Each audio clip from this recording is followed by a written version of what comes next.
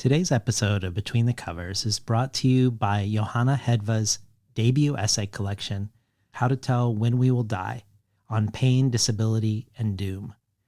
In the wake of the 2014 Ferguson riots and sick with a chronic condition that rendered them housebound, Hedva turned to the page to ask, how do you throw a brick through the window of a bank if you can't get out of bed?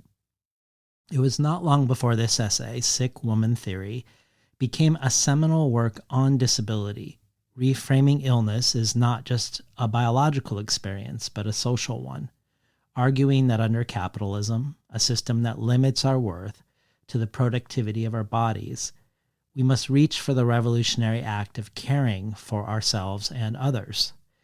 Called questing, pissed, propulsive, funny, and pervy by Maggie Nelson, and the most metal kink crip book ever by Leah Lakshmi Piepzna Samarsinga, How to Tell When We Will Die, expands on Hedva's paradigm-shifting perspective in a series of slyly subversive and razor-sharp essays that range from the theoretical to the personal, from Deborah Levy and Susan Sontag to wrestling, kink, mysticism, death, and the color yellow.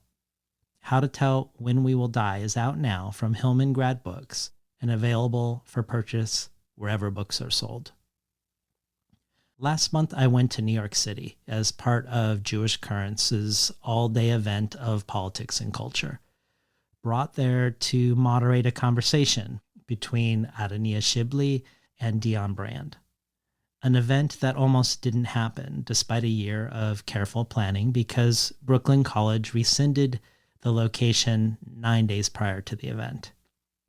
The dubious circumstances of this were explored in a New York Times opinion piece by Masha Gessen, published the day before the event, which I'll point people to in the supporter email. But miraculously, in little more than a week, they not only found 2 new locations on the Lower East Side for this sold-out event, but the event, at least from this participant's perspective, went so smoothly that you would have thought it had been planned this way all along. And the day was full of so many intellectual powerhouses, both on stage and in the audience. During my event alone, in the 300-person auditorium where we spoke, the audience included the poet George Abraham, the political scientist Dana El-Kurd, the writer and scholar and past guest on this show, Christina Sharp, and many, many others. Over the year, when I met with the Jewish Currents working group assigned to dream my event into being, we came up with many different possible iterations of who to invite and why. And to my great fortune, it resulted in the 2 people who were my first choices, not only because my conversations with them each individually for Between the Covers were so unforgettably meaningful to me, and not only because their work, their thinking, and their presences in the world are so vital to me as a reader, but also because I wanted to witness them in conversation, as I was pretty sure they didn't know each other or hadn't spoken to each other. And as you are about to see, the alchemy that I imagined is tangible and wonderful. Before we begin, I want to mention a couple things about Jewish Currents. I was telling their editor-in-chief, Ariel Angel, that the thing I love most about the magazine is the letters to the editor. That might seem like a slight to the magazine as a whole, but it really couldn't be farther from the truth. Their portfolios on Paul Celan and Hélène Cixous are incredible, as is the poetry curated there, and so many of their articles end up informing conversations on the show. But something about the letters to the editor, the amount of space they devote within their own pages to debate and outright critique of what they've written, is something I really admire. There's a lot of meaning making that happens there, and it feels like the magazine is both beholden to its readers and aware that as we create meaning across difference, it's always an imperfect, ever-evolving process that requires a polyvocal approach that involves listening as much as speaking. I do want to say that for people who become a Jewish Currents sustaining member, which is not the same as subscribing to the magazine, but which includes a subscription to the magazine, among other things, and can be found at jewishcurrents.org/membership, you can get access to videos of not just my event, but all the events that happened at Jewish Currents Live that day. Events with Palestinian thinkers from Noura Erakat to Rula Jibril, with art makers in the film industry, from Palestinian documentary filmmakers to the producer of Zone of Interest, with Amy Goodman to Peter Beinart to Daniel Denver, the host of the podcast The Dig, to performance artists and musicians. Jewish Currents has also donated 2 things to entice people to become supporters of Between the Covers. One is called After October 7th, a compendium of essays, poetry, and reports from the magazine, including Roz Segal's A Textbook Case of Genocide, one of the earliest declarations that what we were seeing was likely genocide, published last October, and relevant to Rosh Hashanah and the Days of Awe between it and Yom Kippur, Peter Beinart's piece, Teshuvah, the Jewish Case for Palestinian Refugee Return. There's poetry by Hala Alyan, and as of yesterday, National Book Award shortlisted poet Fadi Judah, and also the poem by Dionne Brand, Prologue for Now, Gaza, which we discussed today. The other is a sampler pack of back issues of the magazine, the issue organized around rest, which contains a profile of past Between the Covers guest Johanna Hedva, a great meditation on the Jewish notion of Shemitah, also the issue with Isabella Hamad's review of Arabesques, which I discussed with her in the last episode, and an issue containing Hannah Black's essay, also relevant to today, on Black Palestinian solidarity, called From Minneapolis to Jerusalem. The Jewish Currents sampler and the After October 7th compendium are only 2 of a gazillion things to choose from if you join the Between the Covers community as a listener supporter. You can find out about all of them at patreon.com/betweenthecovers. And now for today's conversation with Dionne Brand and Adania Shibli.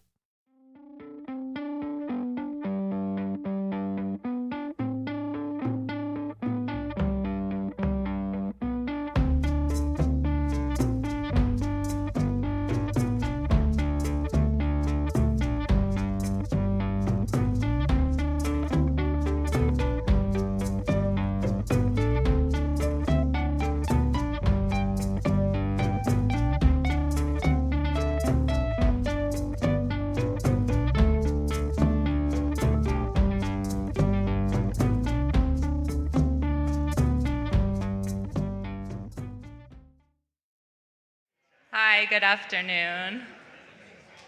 My name is Claire Schwartz, and I'm the culture editor of Jewish Currents. It's my tremendous pleasure to welcome Adania Shibli, Dionne Brand, and David Naiman, and to welcome all of you. I'm thinking today of the detail, the small, the minor. I'm thinking, of course, of Adania Shibli's exquisite and devastating novel, Minor Detail, where the coincidence of a birthday catalyzes the search by a Palestinian woman from Ramallah for the truth about the fate of a Bedouin girl during the Nakba, and of how this brief note that seeks to convey something of the novel's subject is inadequate to communicate the language's kinship with quiet, its shimmering attunement to the relationship between complacency and pain. I am thinking of Dionne Brand's note prefacing the reissue of her landmark book, A Map to the Door of No Return, where she writes, quote, "Hijacked materially and narratively, your life appears in fragments. Whenever I could, like anyone, I tried to detail the minor acts in a day under fracture, under force, under pressure, to bring together time and life lived, rejecting the spectacular appearances that only identified suppressive event after suppressive event as totality.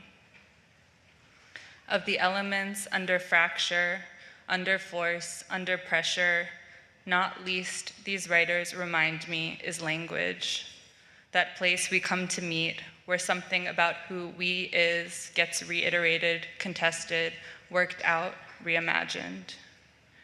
Here today are three writers and thinkers whose attention to the minor summons the reader to join in upending the enclosures of the we that confirm the ongoingness of Zionism and other forms of colonial domination.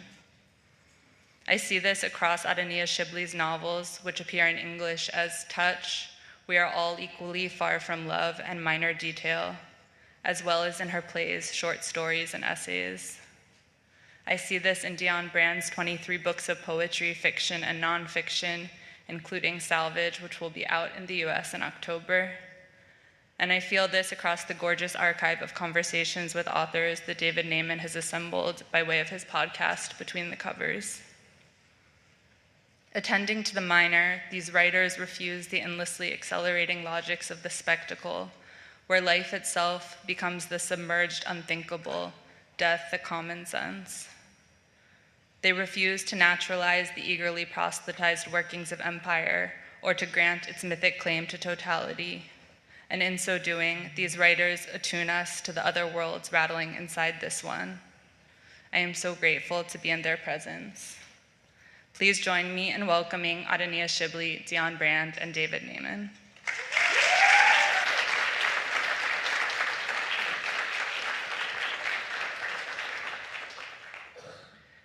Well, first, I just want to say thank you to Jewish Currents for creating this space, a space to gather and make meaning together, and also creating a sense of home for these sorts of conversations.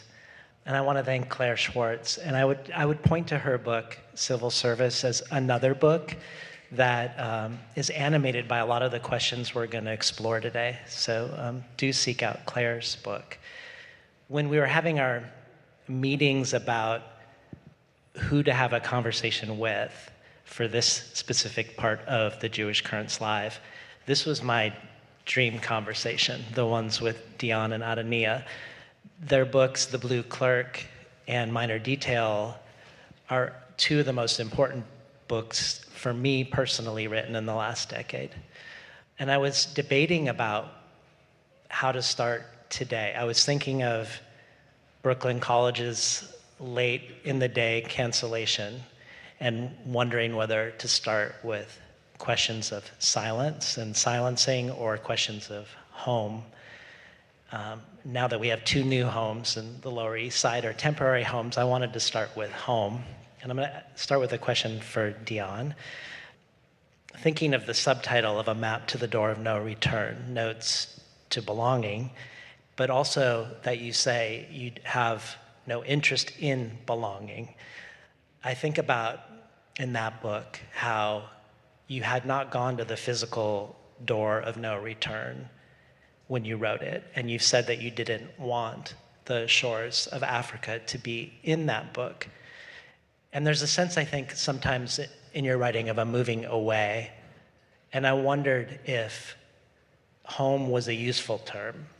If home, as a writer, if home was a useful frame or term for you, and if so, in what way, or if not, why not? I don't think that it is a useful term because it is so weighted. It is so weighted with what it takes from notions, other notions that are also up for grabs, like nation and family and heteronormativity and so many pressures. So while I understand its pull and perhaps its original meaning, it is that meaning that also is so easily fettered to other kinds of violences, if you will. So my thing is that I want it to be always up for description, that it can have a moving description in some way. I don't want to jettison it completely, but I want to pay attention to its fracturedness, right? And how even fascists can call something home. So I really wanted to keep the meaning open and disturbed in some kind of way, qualified. Yeah.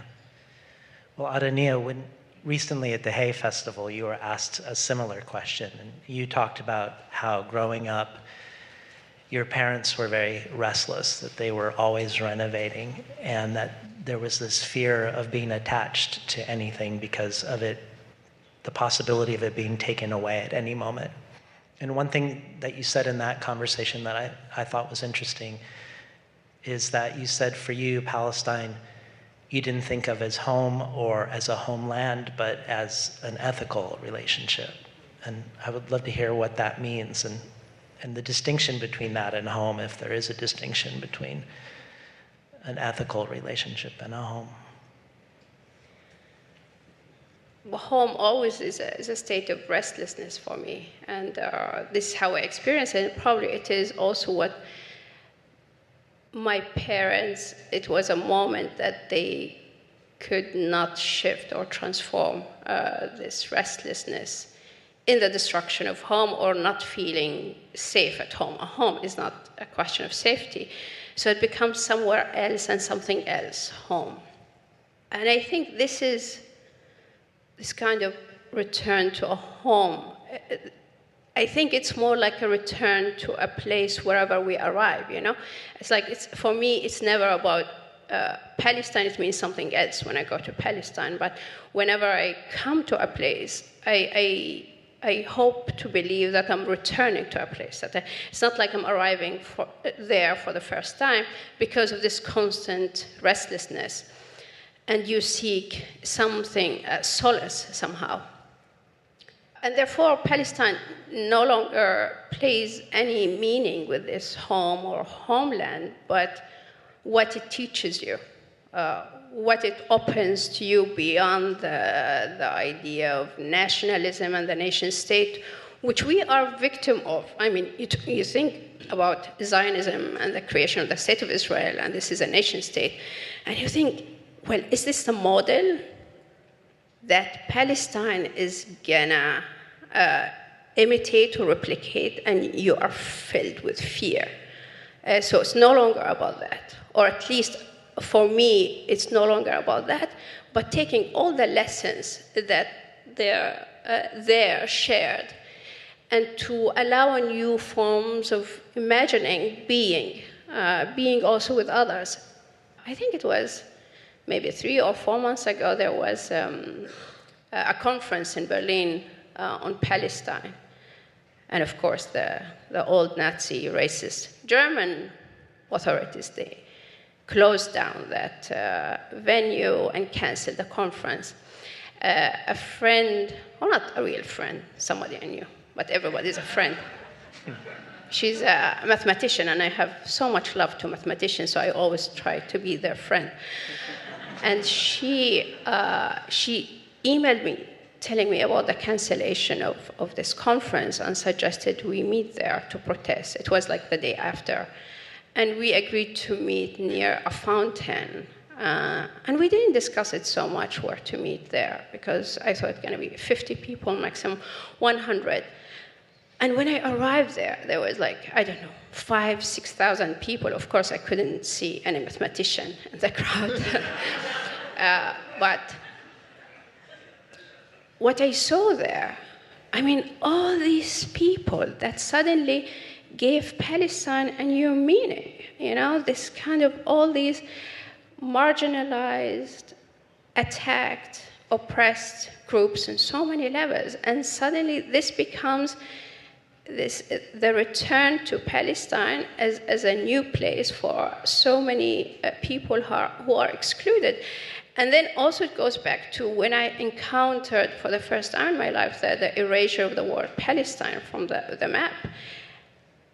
And that moment of pain, it's a strange pain. It's not like pain, but it is a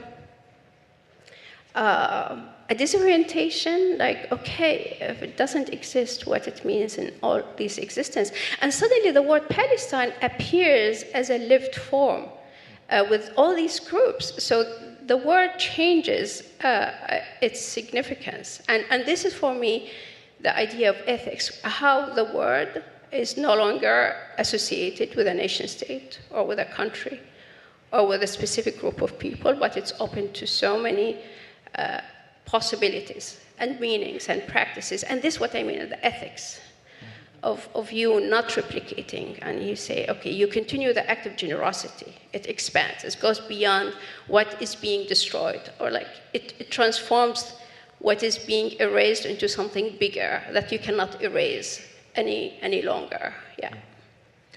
I'm glad you brought up maps, because when I was thinking about the overlaps or the resonances between both of your works, I want to explore the way I see both of you working against narrative. But as sort of a step towards that, I wanted to mention maps, which we might sort of automatically think of as tools of orientation, but they're also tools of narrative or of story, and those tools get weaponized, and so these stories can be modes of erasure also. So I'm going to read from Dionne's book, A Map to the Door of No Return, just a little excerpt.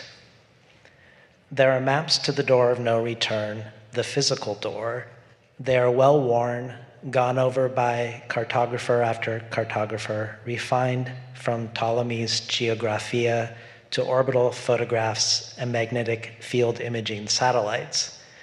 But to the door of no return, which is illuminated in the consciousness of blacks in the diaspora, there are no maps. This door is not mere physicality, it is a spiritual location. It is also perhaps a psychic destination. Since leaving was never voluntary, return was and still may be an intention, however deeply buried. There is, as it says, no way in, no return. And I'm thinking of the protagonist in the second half of Minor Detail, who is trying to return in time to investigate a crime, a so-called minor detail of the Nakba in 48, the rape and murder of a Bedouin girl. And the impossibility of her, not only the navigation of space, do you have the right permit, do you have the right license plate, which area are you in, but literally she's in the car with many maps, because no map really is mapping her own memory and her own experience.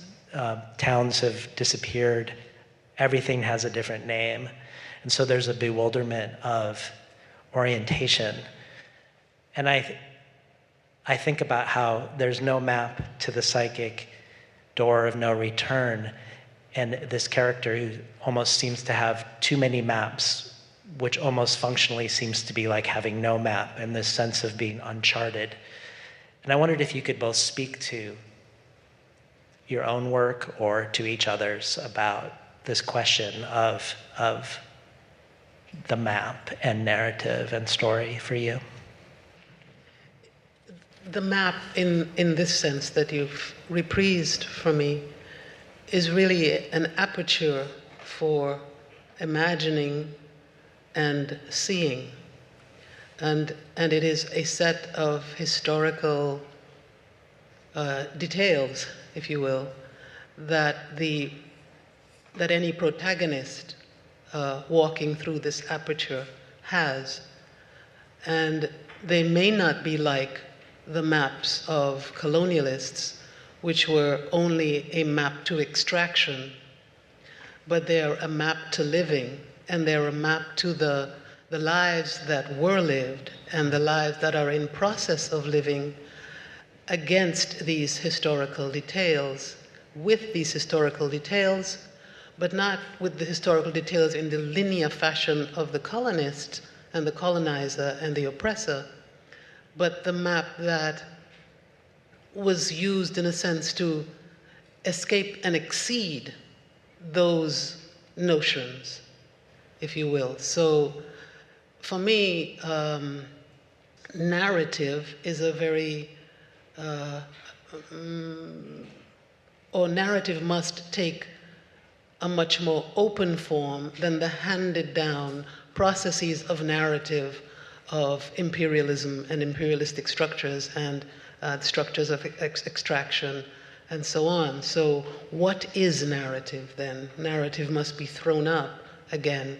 So narrative isn't simply the path of the colonizer through life and really through our lives that I speak with, but the kind of movement that exceeds that life and that doesn't seek to sort of imitate that structure narratively, but to actually point out and record the details of actual living, not just the details of the regimes of a certain kind of economy of violence, but what exceeds that economy. So for me, it is to look at the we who live beyond that economy and whose actual lives are restricted and constricted by those economies of violence and extraction. There is a lot of violence in drawing maps. The immediate violence you would see is these absences, things that cannot be traced there in a map, and therefore also it's not the route that you navigate through your movement, even the imaginative, even the literary. I mean, how do you move when there is this absence? Also on the level of language, what lies there as an equal between an absence in the map and the word. And who holds these maps and who can read them and who can draw them, as also drawing the narrative form and the linearity of that narrative form and the rationality of that, which all kind of elements you would be excluded from in your imagination because you don't have a presence in that, and this kind of the scientific. When you are thrown out of that, violently, you really end up going beyond that. And I think this beyond you going beyond that, it becomes an existential form of going beyond. It's not a choice, it's not a luxury, but it's only where you find yourself. And then how to move your characters as well, and where they start their trip. And how they return, and how they, and this is really questions that I think they have haunted me always. Perhaps they started with a map, because this is like the first act of naming, you know? We don't have God now asking Adam, just name, but this is like you come across these absences, and okay, how you narrate after that absence, and how do you move, how your characters move.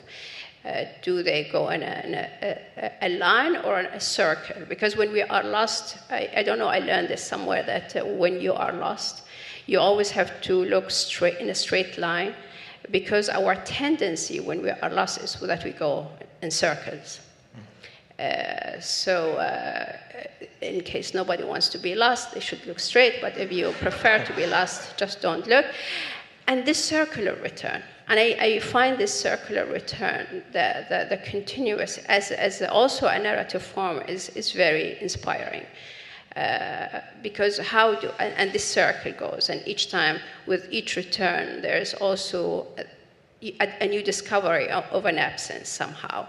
And then you don't become also the one who controls the place within which you move, but you move alongside things. And this is a complete, also different relation of drawing, of looking at nature from above. And this comes really, this practice also of mapping as a colonial practice where brings culture against nature. So your tools of navigation are completely different. And it's really, for me, it always haunts me. If you start from this erasure, then every start can come back as a new start. And this, for me, is the stutter. You stutter with the beginning. and linearity completely disappears somehow. Well, one of my favorite conversations that I've watched you in is with Layli Long Soldier and Madeline Tien. And in that conversation, you said something similar, that you've never been good at explaining, and that whenever you've tried to explain something, you've felt like you've destroyed the thing that you were explaining. And you said the beginning of writing for you is both a failure of explaining and also a refusal to explain in the face of people who narrate too well. In that same conversation, you say there's no grand narrative of Palestine, that to put forth a grand narrative, given the absences, would be to put forth a fiction.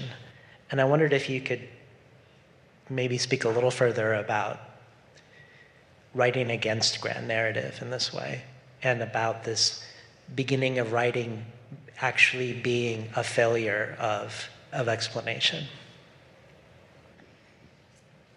Well, writing is a failure of many things, but a failure of finding a proper job.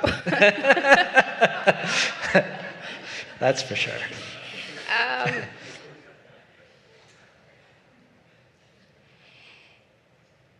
But this is something we experience every day until now. It's not maybe, in my case, the indignity in explaining. Because as it comes with a demand from somebody, like, who are you to demand what from whom? And to whom are you explaining? And I think this is the trouble with explaining. I agree. There is a kind of regime of literary practice that demands from certain bodies explanations for their presence. And this is the indignity of it. This is the insult. And this is what the writer who is located in this space resists. I am a writer who resists that question all the time, because it is a location of something that's called humanity, in a particular terrain. But the demand is strong, because the writing world is also it's an industry, it's an economy of some kind. But that economy dovetails with colonialism and imperialism, right? And therefore it demands of these bodies a certain kind of explanation about their presence. And it is, that demand, for me, must be resisted and frankly ignored. Yeah. I mean, I lived with a very strong mother.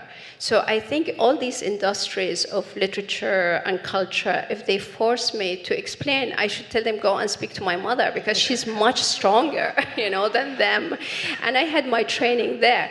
And I think this is like the refusal of explanation. This is also of the ethics they passed on. Because, this is like we were, maybe we continue, but we were at a certain time very rude kids to our parents, asking whether once we knew the Nakba and what happened, and we have a language and a claim to our parents, like, oh, why you didn't tell us? And they just look at us like, who are you? And they don't say anything. And I think this moment, like, really, who are you? And it's not like they like tell it in a way that we are some less humans, but as if it's like, what is your claim? And I think this is really fascinating. We grew up with that. You don't explain. And then it allows you something else. I think this allows you also to think of language not as an instrument for explanation. It's not something you use. It's something more than that, alongside other experiences of language and narrative and narration.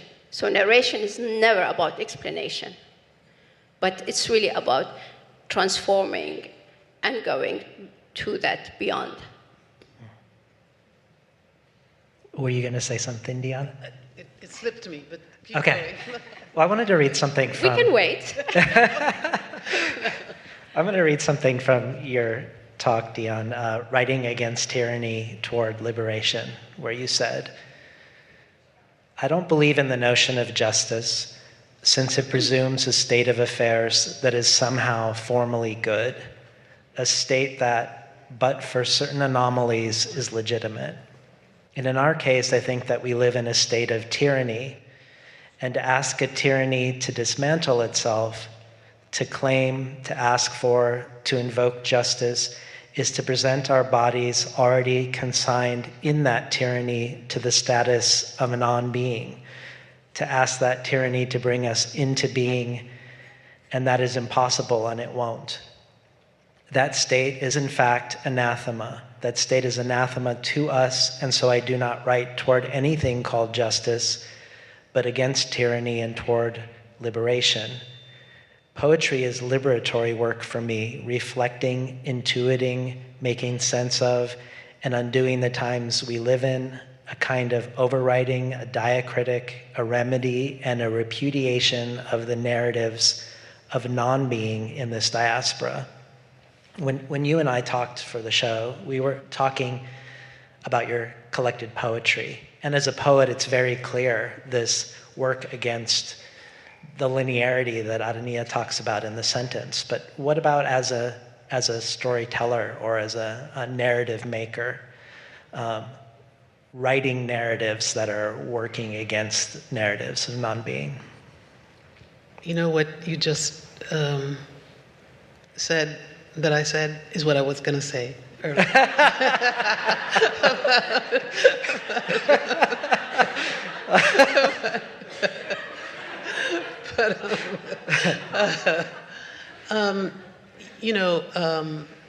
Writing is a very difficult thing.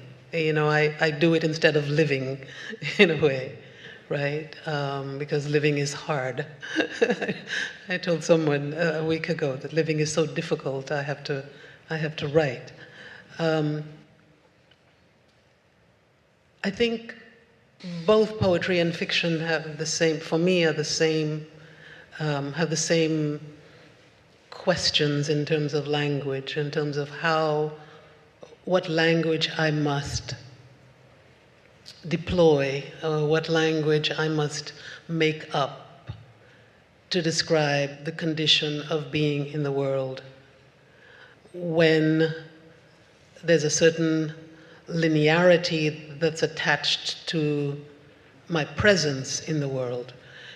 That linearity can only bear my body as it has transported it in the world, right?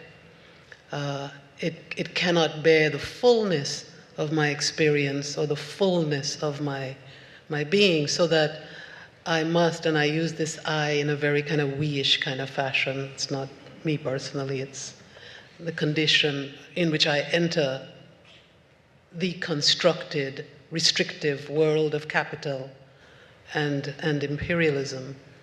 So it cannot bear all the language that comes along with my body, including that body's indictment of those practices, right?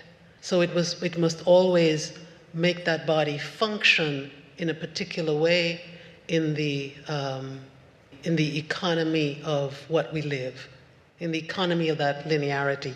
I keep using the word economy a lot, but I do think it is economic, because I think capital constricts time. Capital eats time, eats the body, eats the human being that it works with, only summons certain parts of that being that are useful for it, and jettisons the rest of it.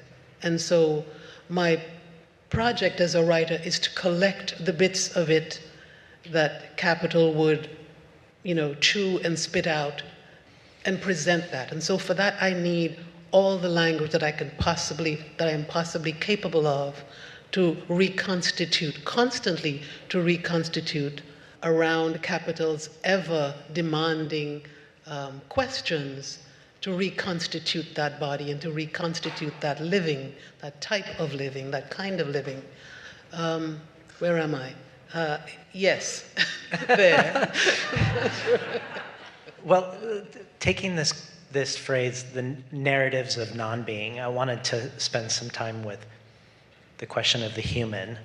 in your poem that's in Jewish Currents, a prologue for now, Gaza, you look and engage with the phrase that the Israeli government used, human animals.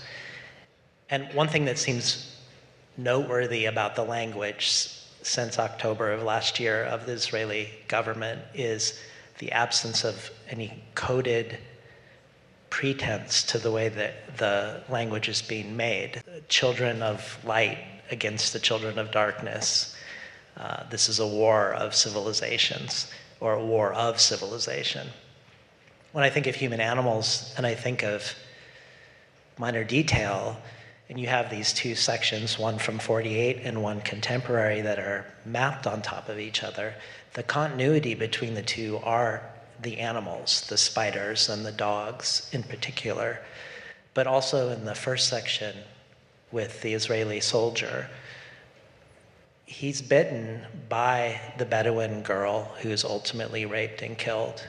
And he's also bitten by a spider, and he's obsessed with this spider.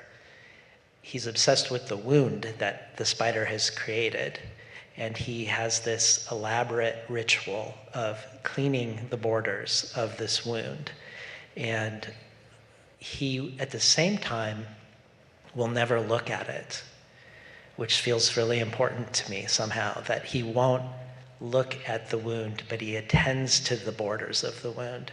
And the stench that his own bite is creating, he does this act of projective identification and believes the stench is coming from the girl, the Bedouin girl, instead of being produced by him. But I wondered if you could both speak to the animal, the human animal, and the human in light of the ways you both are overtly engaging with all of those. It's very interesting how time, the movement between one meaning and another, brings so much. What is this time? Like, it's not a measure of its, again, of the linear that is moving, but there's something else. There's so many things happening, probably happening elsewhere and here and there. There you just went to. As kids, I remember the idea of the God, because in Arabic you have the God with a capital and the God or the goddesses, and they were always, as the teachers explained, what was special about them, that they were human animals. And it's very interesting how these human animals, it took all this time to shift. That was we were studying about all Greek culture, and this kind of movement. And I think it's, for me, perhaps what was always there between the two chapters is also this trip of the words from one time to another, and the shift of that meaning. But in this case, it's not going from Greek mythology to nowadays with this, but it is from almost in the same place, the same smell, that the words shift their meaning and they bring into a new life. And I wonder, because for me, when I listen to you of looking for words, somehow I approach words with so much, not fear, but wondering. Like, what life will they bring forward beyond our lives, beyond what our bodies carry? And I think this is a haunting question when you write. And I understand it's not about the I, but it's the we, and this we, and the continuation, and the relation to language, and what we bring to it, and the so many lives we bring to it, and the pains that where this shift also can lead. So it's not related to an act in a narrative. It's related to something, I think, beyond that. And there's a lot of these returns. I'm just thinking about it because thinking of also poetry, how it allows these new lives to come constantly. And really these days, I'm remembering a lot the epic poetry from the 7th century, al-Mu'allaqat, and the fact that they always started on a site of destruction. And now, today, I never knew why we learned these poems. I thought it was a complete waste of time. Until today. And this is also what your life carries in terms of the things beyond the linearity, where words come to you and hold you and take you somewhere else. And I know I omitted the officer and the bite, sorry. And the what? I omitted the part of the bite and this. But for me, it's not about an actual creature, but really go back to the language itself and the transformation of these words. There's no relation to an animal or to an act, but there's a relation to the language and how it carries on. I think, just briefly, that when I heard that expression, human animals, it struck a familiar note. And I think it struck a familiar note for many people around the world, people who had been subjugated, people who had been subjugated by British, French, American imperialism in some way, because that is a designation that has always been given to oppressed people. And so suddenly, millions and millions of us suddenly heard these words that were usually designated to us and thought, I see. And we knew where this was going. Yeah, we knew that it would involve this incredible force, this incredible violence and genocide. We had lived those genocides already and understood them deeply. And so, it's significant that the rhetoric of humanism arose at the same time as slavery, as transatlantic slavery, and operated in the same vein. And what it operated to do was to designate certain populations as human animals and certain others as human. And so that is a physical and psychic alert immediately. And that is where my poem began.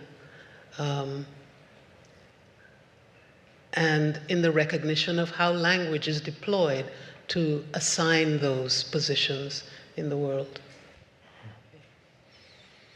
Well, if I may, because it's really it also goes back to how colonialism positions the human against the animal, and suddenly, like as if it's an insult. And I remember something very important in Polynesian mythology about where care to nature is because people are born from the sea.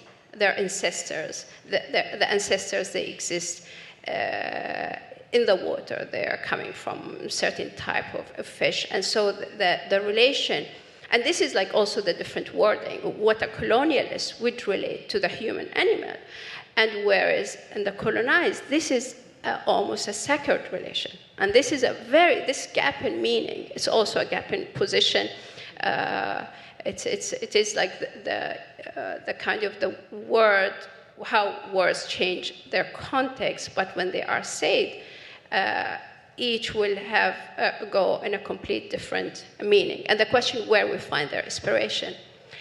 Will we allow now the Israeli government, with its acts and the violence that it brings, not only that we cannot comprehend, and then it touches something so central. And this is what also keeps me thinking, what do we do with this world, the human animals, when it's a system of care? Because I remember the Polynesian cultures, the idea of taking care of the sea is also taking care of your ancestors.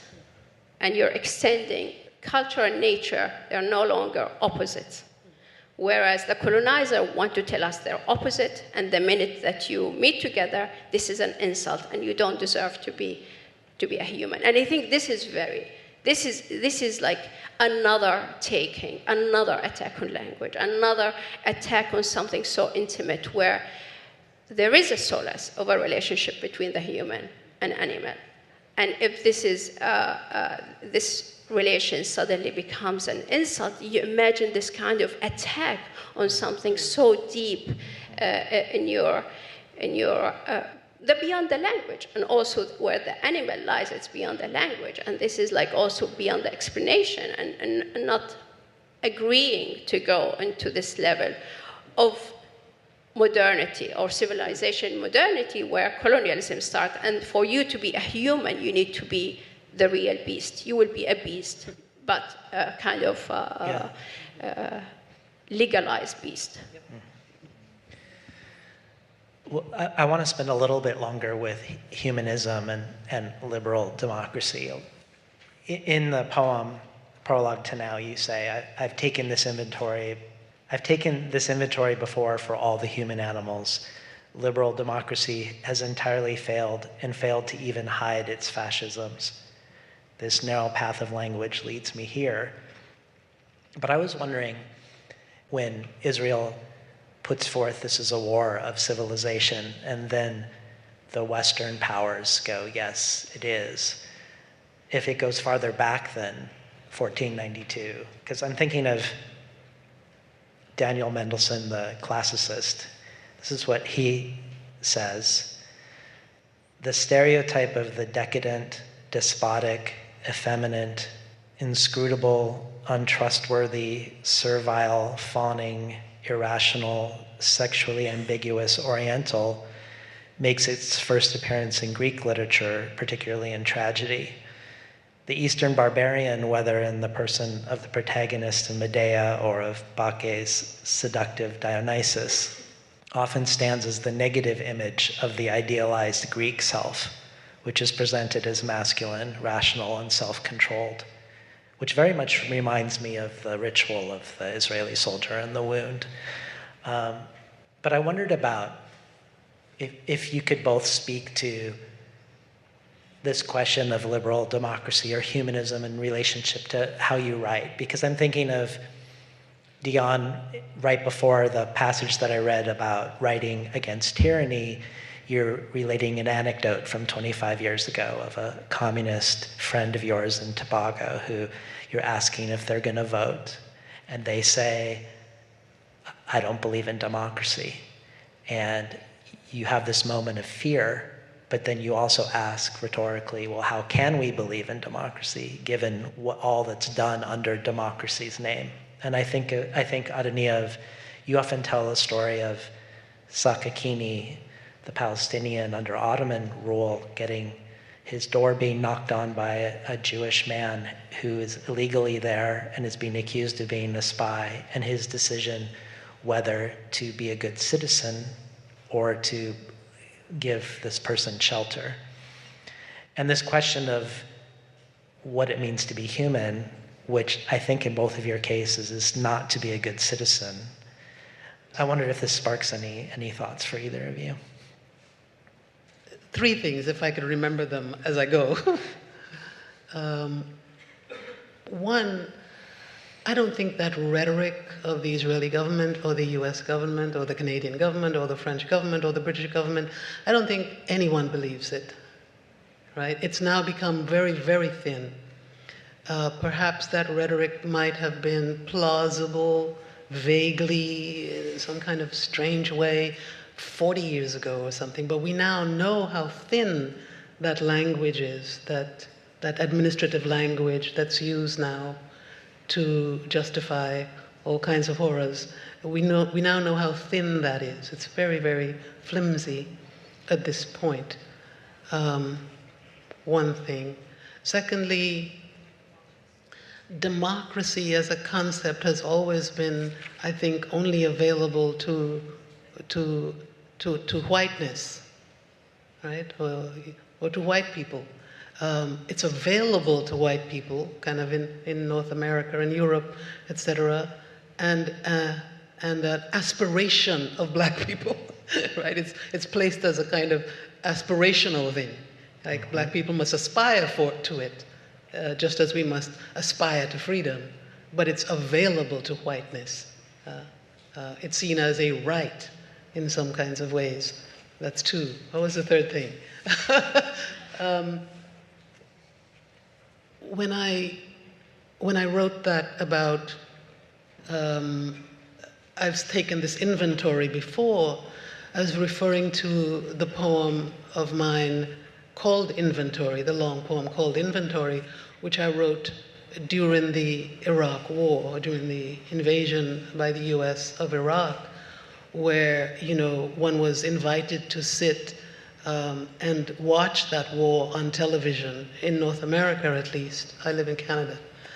And it was late at night, and there was a big star on a map, and that star was supposed to be Baghdad and somewhere where Saddam Hussein was, and these bombs we were invited to look at falling on this city of 5 million people.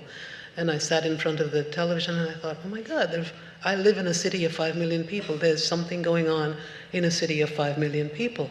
Not simply the location of someone called Saddam Hussein, but the devastation of a kind of everydayness of people who live in a city of 5 million people. And that poem erupted from there, about taking a list of the everydayness, the life that's being lived, that's being overlooked, but that's being broadcast as evil being destroyed.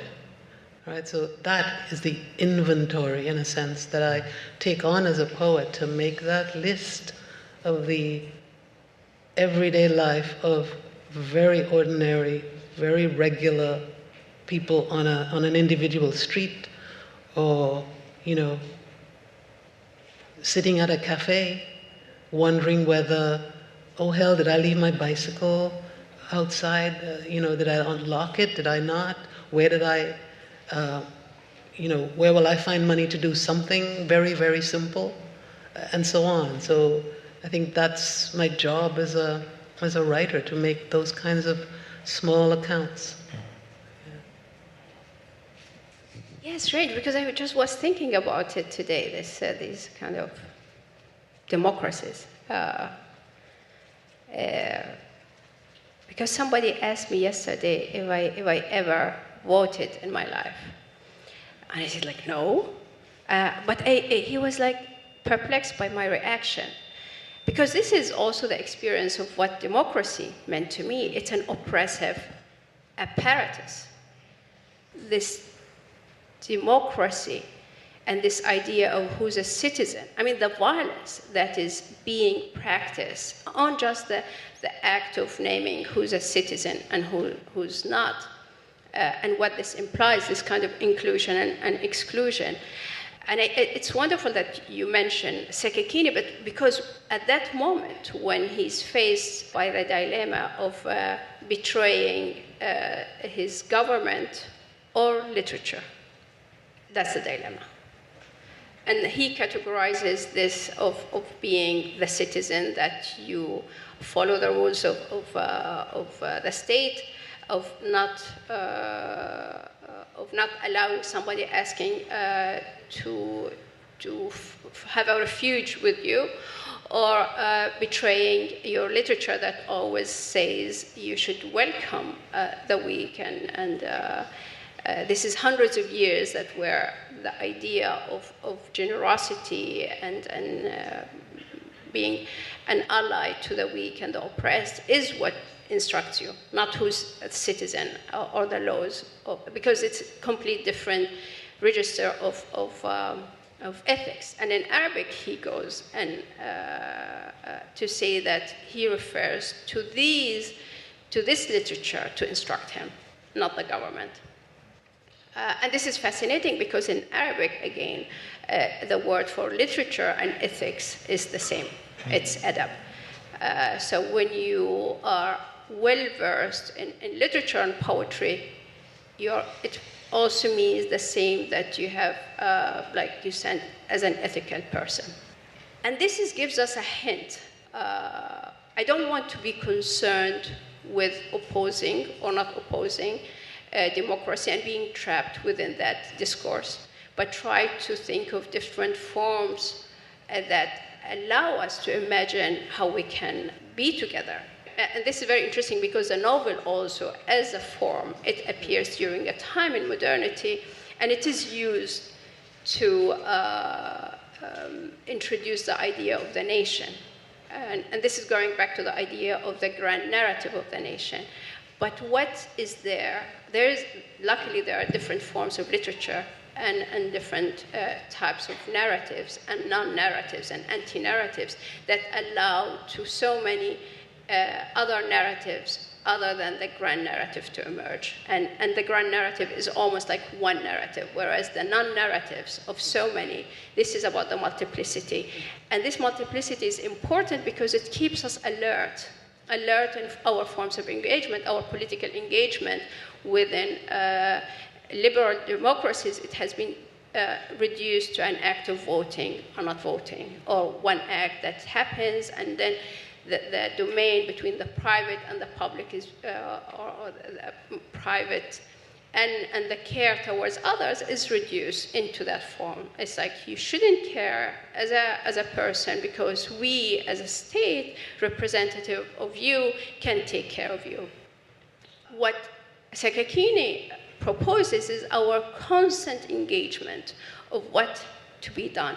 You don't have, and I think now in Palestine and many other places, we don't have the luxury of saying, oh, this is political and I'm stepping out, and then I can come and practice my right once every 4 or 5 years. And if I should choose between either, of course, I would find more inspiration in the one that constantly calls us to care and to ethically engage and wonder what it is. And as opposed, because this is also something that goes back to literature, which is another thinker called Munir Fashi proposes about neighboring and the aesthetics of neighboring, which also abandons the fact of who's a citizen. You no longer think of others as citizens, but as neighbors, where the relation is there's no the older citizen or the citizen and non-citizen, but there is the extension towards the other, the intimacy within this relation. And it comes also from sometimes the relations between two, the relations that exist on the margins, and not bringing into the center the state as your point of reference. It abandons the center and the ethics of the center, and wanting to be in the center and withdrawing from the center.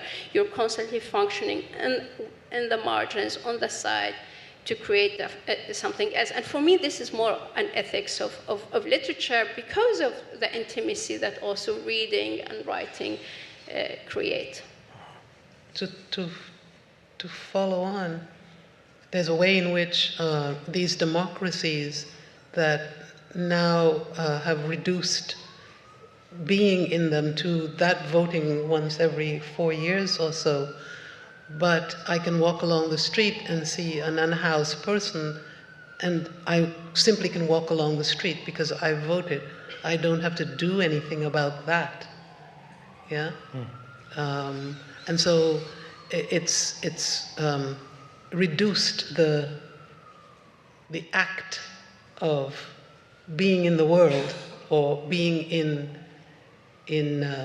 relation to that, right? And it's convinced us that that is the only act that's necessary, not the other acts of being in relation with each other. Yeah? Well, just before I came to New York, I was in conversation for a second time with Isabella Hamad. Her book that's coming out is the book version of her Edward Said memorial lecture from last year, and it's called Recognizing the Stranger. So it deals with a lot of what we've just talked about, but why it's such an interesting document is because it's looking at, or it's an examination of the shapes of Palestinian narratives and looking at the middle of narratives, so turning points, or what Aristotle called recognition scenes or epiphanies. But she delivers this speech 9 days before October 7th, and then after October 7th, and witnessing the way the world at large responds to what Israel projects that it's going to do and wants to do, she has her own recognition scene where she's shaken around her own notion of what she believes and writes an afterword. And the afterword is a third of the book. So we have this, they're not at odds, but they're at right angles to each other, I think. And so for on the one hand, you have, in recognizing the stranger, this really great ending where Said is sort of lovingly putting Freud on the couch and psychoanalyzing why Freud believed that Moses wasn't Jewish, that he was Egyptian, and that he learned monotheism from a pharaoh. And Said's meaning-making being around there being an otherness at the heart of Jewishness. And this meditation that Isabella does around finding the stranger within the familiar. And then her connection of that to Said's notion of Palestinianism, of being not entirely comfortable inside or outside. The sort of connection that Isabella makes between the unhoused character of Jewishness and Said's own notion of Palestinianism. But then with the afterword, post-October 7th, the recognition shifts. It starts with her mother looking at the television, seeing the genocide and live streamed in real time, and her mother pointing at the screen at some Palestinian women and saying, "That is me." And so we have this conversation where we leap back and forth uneasily, I think, for both of us, and I think there's an unease in the book between the notions of the first part and her sense that she explicitly lost faith in humanism, and yet framing that Said himself, and even in her mind, Sylvia Wynter and Fanon were, what she said, were raiding the conceptual toolbox of the Western philosophical tradition to use them to their own ends. But she was shaken from that as a project. So she's giving an Edward Said memorial lecture and also at the same time changing her view of recognition. And I guess this would be my long preface to ask if anything about the last 10 months has either put some sort of pressure on what you believed or was clarifying to things you already believed in your writing practice and the ways you're, as we've discussed today, recognizing the otherness, interrogating narration, speaking into and from erasure, and anything else.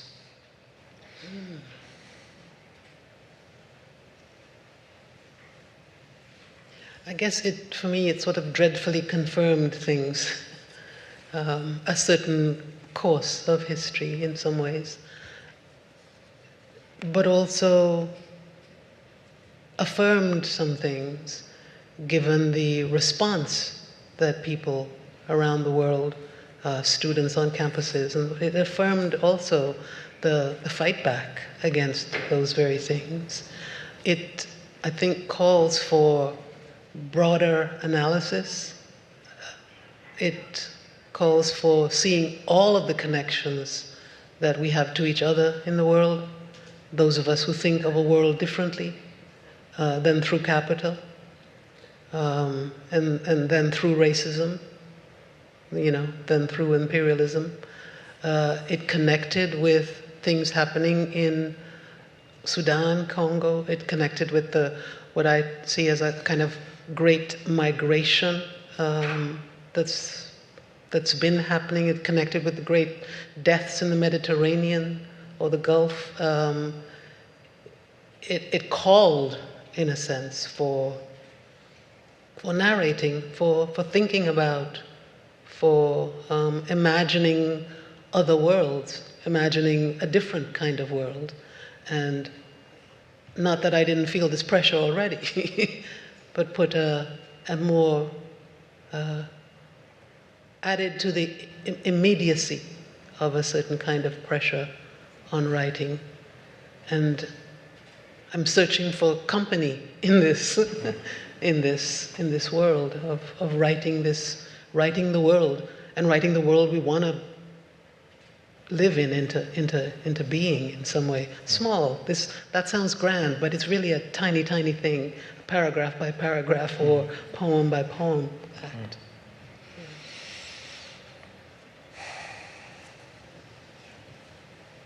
I remembered a poem by a Swiss poet that I forgot his name, but I just remember the image. It's the rider on the Lake Constance that he crosses this lake. It's very windy and it's breakable, but he crosses and he crosses and he crosses. Maybe you know the poem. And then when he reaches the village, everybody's like surprised. Oh, you managed to go through this. And then he has a heart attack and dies. It's a very fascinating poem. Because I'm always thinking about this rider that, like, no one should tell anyone, how did you manage? Or have you been managing? Maybe we just should keep riding. I don't know why I think that, but maybe what I mean that it's a time, for me at least, it's moving without knowing somehow, or not seeing. And I think the fear of looking is immense, of what's happening. And I think the minute that personally I would look, I would collapse. And this is the importance of nobody telling you to look. We will all end up like this rider, having heart attacks. And this is where I recall what a friend in Gaza, somebody we've been in touch since years, every 1 or 2 weeks, because we're working together in relation to a magazine. And suddenly we stopped, like in October, we stopped communicating. Because there's also an immense sense of shame how we could live, just in general, like how, you know? And he initiated the contact back because, you know, you always think, like, you cannot look, you cannot look, you cannot. And what he said was fascinating, that it's quite terrible, like, I would rely on somebody in Gaza to give me, you know, the means to survive. And he said that I need to write not to become a monster. And I think this is what writing suddenly, like, yes, you're right. We need to write not to become monsters. And this is, I think, what these last period, it's not like the last 10 months, and I think the pain is old, as even older than us, or I don't know, it's so old that is around you and just growing and growing and growing. But this is a moment, perhaps, writing, it also has a different meaning. It has a shift. That is the last thing before you become a monster. It's your resistance in that. And yes, of course, it is a savior. This thing comes, it saves you.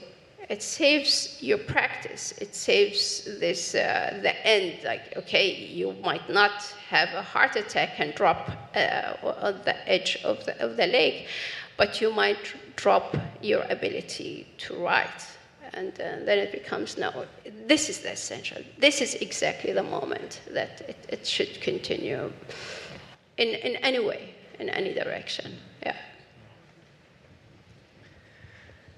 Well, I wish we had a lot more time to have a lot more questions, but let's give it up for Dionne Brand and Adania Shibli.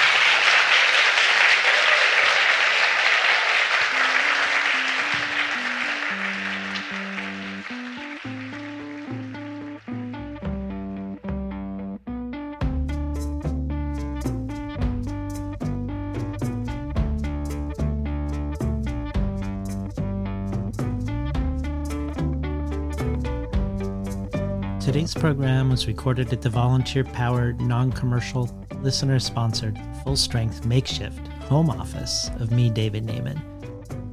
If you enjoyed today's conversation, consider joining the Between the Covers community as a listener supporter.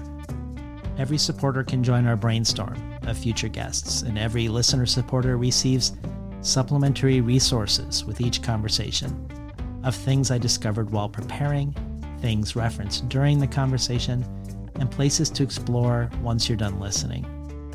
Additionally, there are a variety of other potential gifts and rewards, including the bonus audio archive, which includes an extended reading of Walid Daka's Parallel Time by Isabella Hamad, Roger Reeves reading Hassan Kanafani, Naomi Klein reading Philip Roth, Dionne Brand reading Christina Sharp and Kinesia Lubrin, among many, many other contributions. There's also the Jewish Currents Compendium after October 7th, a sampler pack of back issues of Jewish Currents. The Tin House Early Readership subscription, getting 12 books over the course of a year, months before they're available to the general public. Rare collectibles from past guests, and a bundle of books selected and curated by me and sent to you. You can find out more at patreon.com/betweenthecovers. Or if you prefer a one-time donation, you can do so by PayPal at tinhouse.com/support. I'd like to thank the Tin House team, Elizabeth DeMeo and Elisa Ogie in the book division, Bess Steidel in the art department, Becky Kramer and Isabel Lemus Christensen in publicity, and Lance Cleland, the director of the Summer and Winter Tin House Writers Workshops. Finally, I'd like to thank past Between the Covers guest, poet, musician, composer, performer, and much more, Alicia Jo Ravens, for making the intro and outro for the show. You can find out more about her work, her writing, her music, her film at aliciajo.com, ALICIAJO.com.